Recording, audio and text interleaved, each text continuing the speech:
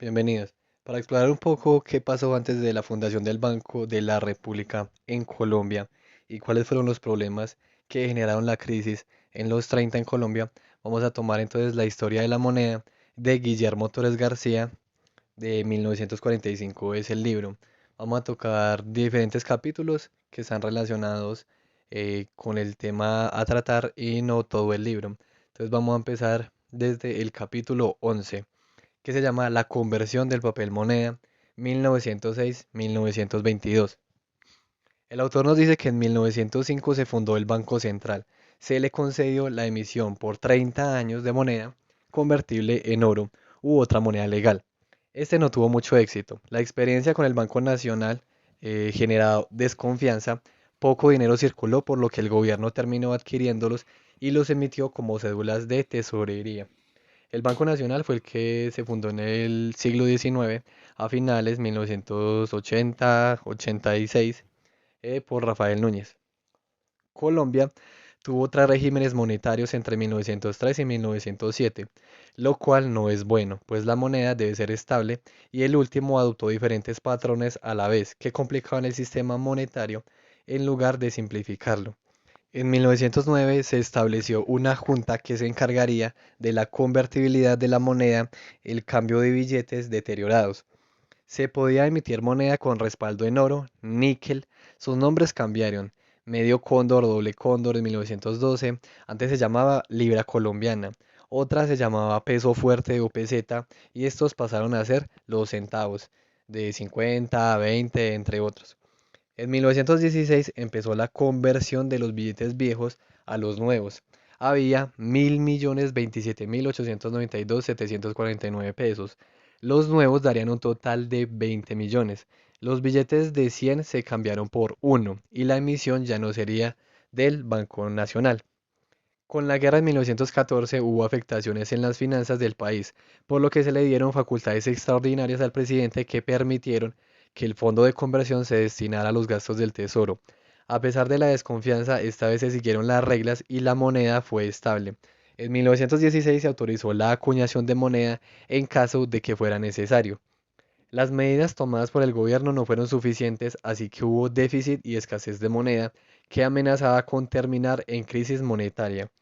El nuevo gobierno de 1919 recibió el país con déficit y el ministro de Hacienda escribió sobre los problemas como la suspensión de pagos en diversos cargos como tribunales, colegios, ejército y policía, que generaron desorden, y algunas enseñanzas como la producción local de productos que antes se importaban. El Ministerio del Tesoro pusieron a Esteban Jaramillo, por lo que tuvo que afrontar la amenaza de un déficit creciente, dificultades para obtener crédito. Jaramillo emitió cédulas de tesorería que permitieron pagarle a todos y mermar la escasez de numerario. También se autorizó a Hacienda a recibir libras esterlinas. La Corte falló en contra de recibir libras esterlinas, por lo que hubo descontento, pues muchas personas las habían recibido. Para Jaramillo, la Corte no entendió del todo la idea. Se buscó terminar con los bonos y cédulas del distinto tipo que venían funcionando como moneda. En 1922 había una circulación monetaria de 45.813.140.97, poco más de la mitad en monedas de oro, 10 millones en billetes de oro, uno poco más de 9 millones en monedas de plata, casi 2 millones en monedas de níquel y unos cientos de miles en billetes de los antiguos.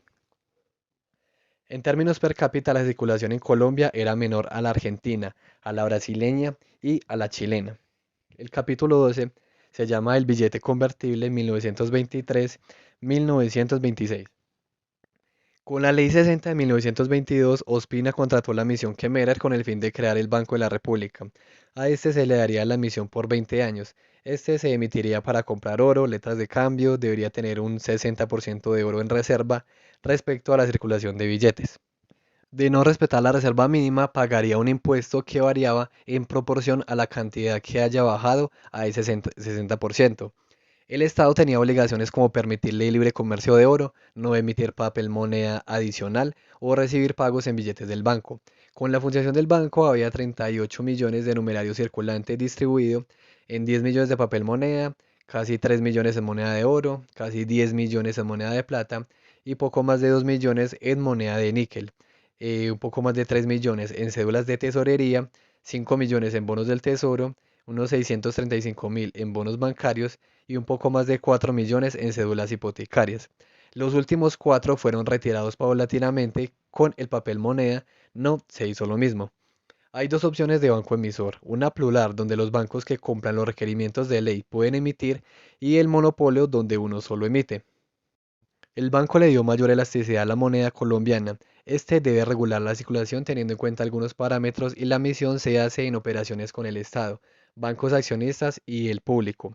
La reserva metálica inició en 60%, en el 31 bajó a 50%, la ley 2091 del 31 lo bajó más a 40%, en octubre de 1934 bajó hasta el 25% y en 1938 volvió al 50%.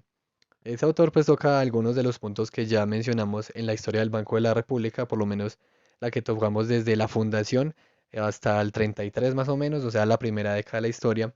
Pero en los siguientes capítulos que vamos a seguir tratando en este video, toca muchos puntos que los otros autores no han tocado y que nos van a permitir entender mejor por qué sucedió la crisis en Colombia, además de que, claro, hay factores externos que la impulsaron. El siguiente es el capítulo 13, que se llama La inflación, 1927-1928. Empieza hablando de la indemnización de Panamá, la cual empieza en 1923 con 10 millones, en el 24 llegan 5, en el 25 5 y en el 26 llegan otros 5. Los empréstitos municipales del 1924 al 28 fueron de 22.211.000. Los empréstitos departamentales del 24 al 28 fueron de 53.849.500 y los bancarios fueron de 41.197.240. Además, hubo empréstitos nacionales por 55.550.000. Esto permitió mayor poder adquisitivo y productos, lo que generó mayor importaciones y exportaciones. Mayores exportaciones en 1924 y mayores importaciones los demás años de 1923 a 1928. Las reservas de oro del Banco de la República subieron de 4.246.000 en 1923 a 60.041.000 en 1928. Ello permitió emitir dinero, con lo cual la circulación de billetes pasó de 1.517.000 en 1923 a 49.301.000 en el 28. El numerario pasó de 40.498.152 en el 23 a 104.243.000 en 1928. El canje de cheque pasó de 108.201.000 en el 24 a 708.480.000 en el 28. La carga por el río de Magdalena de 582.000 toneladas en el 23 a 1.521.000 en el 28. La carga movilizada por ferrocarriles y cables también subió de 1.582.000 a 3.315.000.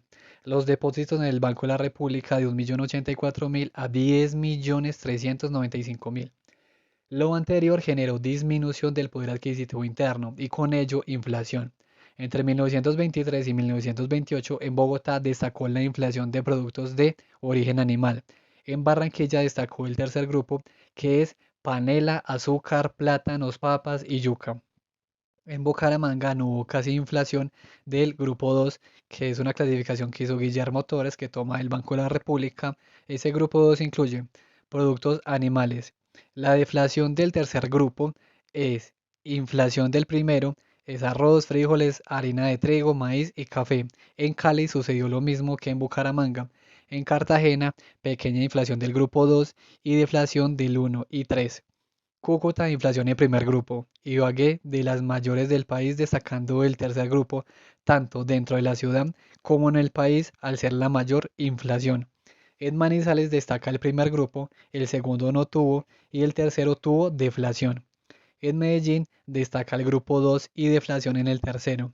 En Neiva destaca el primer grupo, siendo la más alta del país. En Pasto, el grupo 2 y el 1 y 3 no hubo inflación. En Pereira destaca el grupo 3 y el 1 y 2 casi no tuvo inflación. En Popayán destaca el 2 sin casi inflación en los demás. En Santa Marta destaca el grupo 2. Entre 1923 y 1928, el impuesto de aduanas duplicó sus ingresos, el impuesto sobre la renta se cuadruplicó y el gasto público se triplicó. Bueno, capítulo 14. La crisis, 1929-1934. El mercantilismo surge en el siglo XV, con Estados Unidos que busca reglamentar el comercio y la industria con el fin de obtener beneficios y dotar el territorio de oro y plata necesario. De esto sale la teoría de la balanza de comercio. Esta analiza la economía al ver exportaciones e importaciones, siendo el exceso de la primera bueno y el de la segunda malo, ya que esto se paga con dinero. Analizar la economía de un país solo con esto es erróneo, ya que una aduana no registra otros ingresos que se dan llamados importaciones y exportaciones invisibles.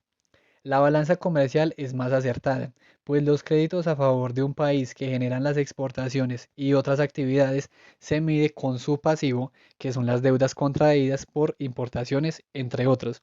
Además, en las aduanas se cometen una serie de errores en los avalúos que hacen que estas estadísticas sean algo relativo. En 1918 había 5.855.077 habitantes. En 1928 había 7.851.000, por lo que la población en una década casi que se duplicó.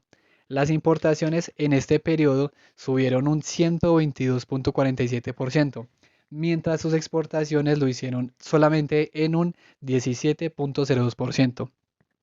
La población aumentó un 34.08%. Esto generó un desequilibrio entre producción y consumo. Nuestro problema económico no era en definitiva sino un problema de producción. Cita. Se entiende por balanza de pagos el conjunto de créditos y deudas exigibles de un país en sus relaciones con las demás naciones, o en otros términos, el monto de los pagos que una nación debe hacer al exterior o recibir de él, cualquiera que sea la naturaleza y procedencia de estos pagos. Fin de la cita. Los compromisos son tanto de la nación como deudas de compañías privadas y por las personas. Puede pasar que la balanza de pagos sea favorable y la balanza de comercio no, y al revés. Las grandes naciones suelen tener la balanza comercial desfavorable, pero lo compensan con su balanza de pagos por las inversiones o crédito que le dan a otros países. Los otros países suelen tener balanza de comercio favorable y balanza de pagos desfavorable, como era el caso de Colombia. El activo colombiano son las exportaciones, los empréstitos, la importación de numerario, intereses por capital colombiano en el exterior, sueldos extranjeros que se pagan en Colombia, gastos de turismo, la indemnización de Panamá, los derechos en los puertos. El pasivo son las importaciones, intereses de la deuda, el dinero de compañías extranjeras que sale del país, los pagos a compañías extranjeras, sueldos de colombianos en el exterior, el dinero gastado por los colombianos al viajar, dinero que extranjeros envían a su país de origen. El Ministerio de Hacienda y la Contraloría sacaron un análisis de la balanza de pagos entre 1926 y 1927 que dio un activo favorable en 92.891.832 pesos. Sin embargo, hay errores en ello, ya que se incluyen exportaciones de banano, oro, plata, platino y petróleo como activo cuando esto era de compañías extranjeras. Esto era un error, pues si el dinero no vuelve en su totalidad a Colombia, no se puede contar como activo.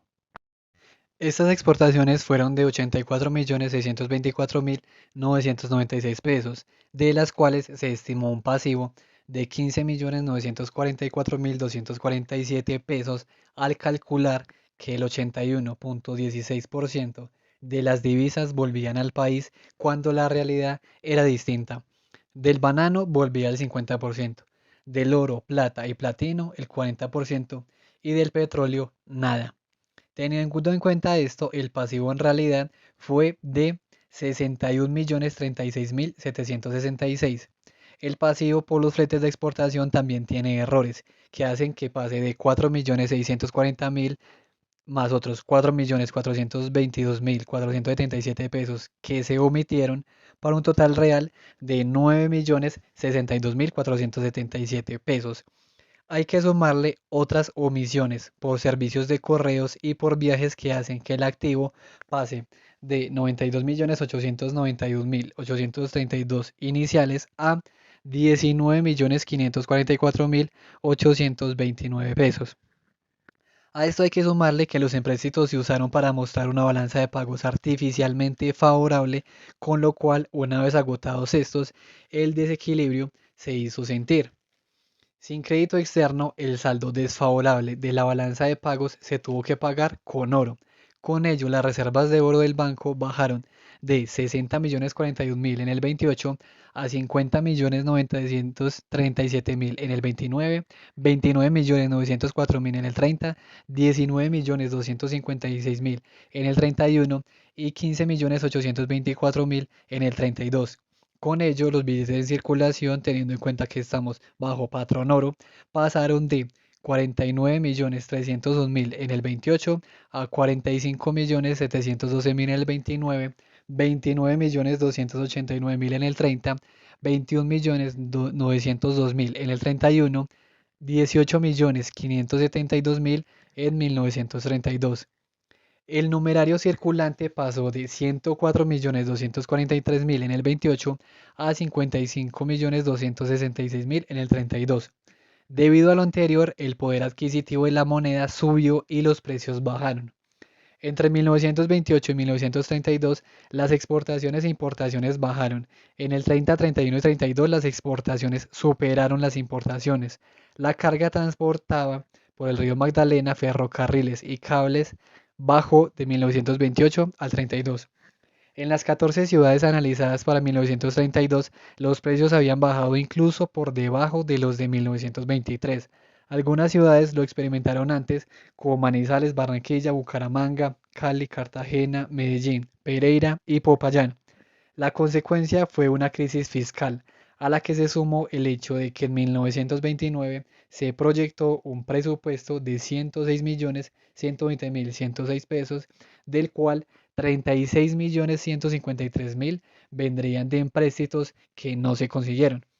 La tributación de la aduana bajó, el de timbre igual. La merma en las utilidades de negocios privados bajaron las ganancias por el impuesto sobre la renta. Los ferrocarriles estaban mal administrados. En fin, el déficit de 1929 y 1930 no tiene precedentes en la historia de Colombia.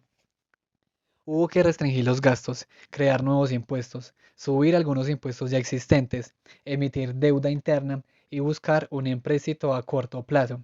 En 1931 se le dieron facultades extraordinarias al presidente para que pudiera tomar las medidas pertinentes. En septiembre del 31, Inglaterra suspendió el patrón oro y con ello se generó un pánico internacional que persiguió al oro. Ante esta amenaza se dictó el decreto 1683 y 1871 que prohibió el libre comercio de oro y se creó la Comisión de Control de Operaciones de Cambio y la Junta de Control de Exportaciones, que se convirtió luego en una sola. Oficina de Control de Cambios y Exportaciones, Decreto 2092 de 1931. Esta daba los permisos solo para fines necesarios como pagar importaciones, compromisos adquiridos antes del 25 de septiembre, pago de deudas y gastos de colombianos en el exterior. Este autor entonces nos da más herramientas sobre el funcionamiento del Banco de la República que pueden complementar el video anterior sobre la historia del Banco de la República en su primera década. Las deudas son un gran problema debido a que los bancos tienen compromisos externos y las personas no tienen el dinero para pagar, y el valor de sus inmuebles bajó. El gobierno tuvo que buscar una solución para resolver el problema. A los deudores hipotecarios, deudores de los bancos comerciales, y a los deudores de individuos y entidades privadas se les redujeron los intereses, se ampliaron los plazos, se retrasaron los remates y con ello los intereses que los bancos pagaban por las cédulas también bajaron, y para estos se les libró del impuesto sobre la renta relacionado en los intereses de sus cédulas. Luego se emitieron bonos para pagar deudas de los bancos comerciales y el banco hipotecario se organizó para arreglar préstamos para pagar deudas a los bancos comerciales e hipotecarios. El decreto 711 de 1932 estableció cómo funcionaría la cuestión de los bonos, qué tasas tendrían, el tope de los mismos y bajo qué condiciones se fundaría el banco hipotecario y cómo funcionaría. La invasión peruana de 1932 llevó al gobierno a sacar la Ley 12 de 1932, con la cual salió un empréstito patriótico de 10 millones, con lo cual se emitieron bonos internos al 4% de interés, y para garantizar el pago de esto se creó un impuesto de 50 centavos mensuales por cada aparato telefónico de uso particular, un impuesto del 10% de los giros destinados a residentes en el exterior, con excepción de los que se efectuaron para el sostenimiento de estudiantes colombianos, un impuesto del 5% sobre el valor de los billetes de rifas y del 10% sobre el de los billetes de loterías de cada sorteo, y un impuesto del 10% sobre el valor de cada boleta de entrada personal a toda clase de espectáculos públicos y sobre cada tiquete o boleta de apuesta. Es decir, el gobierno pasó de tener que respaldar los empréstitos exteriores con sus propios fondos a poder generar una deuda y crear unos impuestos para pagar la misma. Estos impuestos pagaron el empréstito efectivamente. La defensa requirió mayores recursos, por lo que se hizo un préstamo de 5 millones adicionales al 3% anual, y para pagarlo se creó un impuesto llamado la cuota militar. Y en caso de no ocurrirlo, las salinas ya mencionadas anteriormente darían el respaldo. En diciembre de ese año 1933, otro de 5 millones para la defensa al 3% garantizado por bonos de deuda externa al 6%. Luego se hizo un préstamo de 5.500.000 de diferentes bancos: el Agrícola Hipotecario, de la República de Colombia, de Bogotá, Alemania Antioqueño, y el Banco Central Hipotecario, cuya deuda se pagaría con el 50% de lo recaudado por impuesto sobre el consumo de gasolina. En 1934 hubo otro de 8 millones con el Banco de la República, garantizado por las utilidades de acuñación de moneda de plata, las salinas y la venta de oro. En 1933 hubo superávit fiscal por 3.797.976 pesos, que fue usado también para la defensa nacional. Todo esto da un total de 44.319.381 pesos. Además, se tuvo que suspender el pago de la deuda pública externa bajo el decreto 643 de 1933.